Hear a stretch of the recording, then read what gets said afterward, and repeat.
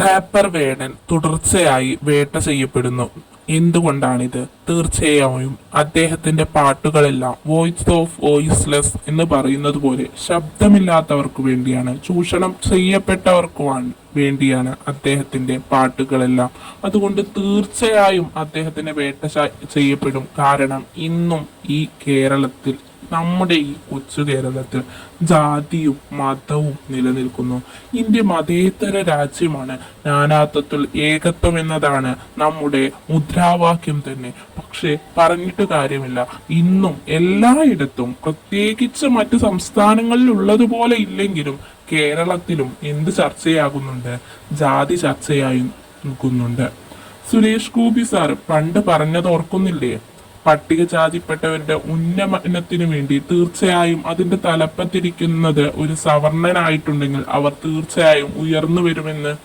എന്തുകൊണ്ടാണിത്? അവരുടെ പ്രശ്നങ്ങളും മറ്റും മനസ്സിലാക്കാൻ ആർക്കാണ് മനസ്സിലാക്കുക അവരെക്കാൾ നന്നായിട്ട്?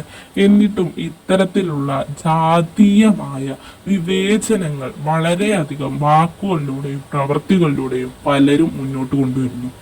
എന്നാൽ ഇപ്പോൾ ചർച്ചയാകുന്നത് വേടനാണ്. വേടൻ ജാതി കൊണ്ടുവരുന്നുണ്ടത്രേ. ഇപ്പോൾ വളർന്നു വരുന്ന തലമുറയിൽ ജാതീയമായ വിദ്വേഷങ്ങൾ പരത്തുന്നുണ്ടത്രേ. അപ്പോൾ സുരേഷ് ഗോപി സാറിന്റെ വാക്കുകളോ? ഇവരുടെയൊക്കെ വാക്കുകളെ ഇപ്പോഴത്തെ ജനത, ഇപ്പോഴത്തെ വളർന്നു വരുന്ന ജനത ശ്രദ്ധിക്കുന്നുണ്ട്. ഞാനും അത്തരത്തിലൊരാളാണ്. അതുകൊണ്ട് ഇതിവിടെ പറയണമെന്ന് തോന്നി.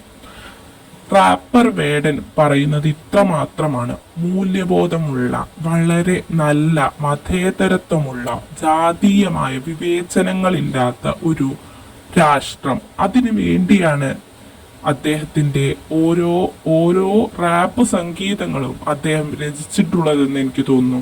ഓരോന്നും ഓരോ തീപ്പൊരി പോലെ ഓരോ ആരാധകരുടെയും മനസ്സിൽ കൊണ്ടിടാൻ മാത്രം കഴിവുള്ളതാണെന്ന് ഈ വേട്ടയാടുന്ന ഓരോരുത്തർക്കും വളരെ വ്യക്തമായി മനസ്സിലാകുന്നുണ്ട്.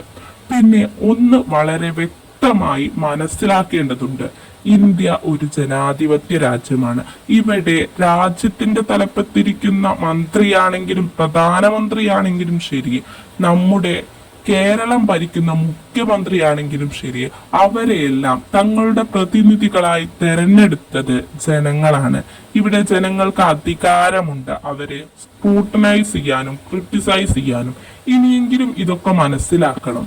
ജനപ്രതിനിധികളായിട്ടുള്ളവരാണ് അവരെ നിരീക്ഷിക്കാനും അവരിലേക്ക് കാര്യങ്ങൾ എത്തിക്കാനുമുള്ള അധികാരം തീർച്ചയായും ജനങ്ങൾക്കുണ്ട്. കാരണം ഇത് ജനാധിപത്യ രാജ്യമാണ്. ഇവിടെ പരമാധികാരം എന്നുള്ളത് ജനങ്ങളിൽ നിക്ഷിപ്തമാണ്. ഇനിയെങ്കിലും ഇത് മനസ്സിലാക്കൂ. എന്താണ് ഇത്രമാത്രം റാപ്പർ വേടൻ ചർച്ച ചെയ്യപ്പെടുന്നത്? കാരണം അദ്ദേഹത്തിന്റെ ഓരോ റാപ്പ് സംഗീതങ്ങളിലും പ്രതിഫലിക്കുന്നത് യാസർ അറഫാത്തും, അതായത് ഓരോ മതത്തിന്റെ പേരില് പലായനം ചെയ്യപ്പെടുന്ന പാലസ്തീനും ഒക്കെ ചർച്ച ചെയ്യപ്പെടുന്നു. രാജ്യാന്തരമായ കാര്യങ്ങൾ ഇവിടെ ചർച്ച ചെയ്യേണ്ടതില്ലത്രേ. ഉണ്ട്, തീർച്ചയായും ചർച്ച ചെയ്യപ്പെടേണ്ടതുണ്ട്. കാരണം അതിവിടെയും നിലനിൽക്കുന്നുണ്ട്. ജാതീയമായ വിവേചനം, മതപരമായ വിദ്വേഷം എല്ലാം നിലനിൽക്കുന്നുണ്ട്. എന്നാൽ നമ്മുടെ മറ്റ് സംസ്ഥാനങ്ങളെ അപേക്ഷിച്ച് കേരളം വളരെയധികം അതിൽ മുന്നോട്ട് വന്നിട്ടുണ്ട്. ഇത്തരത്തിലുള്ള മൂല്യബോധമുള്ള ചെറുപ്പക്കാരാണ് അതിന് കാരണം. ഭയക്കുന്നുണ്ട്, തീർച്ചയായും വേടനെ ഭയക്കുന്നുണ്ട്. അതുകൊണ്ട് മാത്രമാണ് ഇത്രയധികം വേടനെ വേട്ടയാടുന്നത്.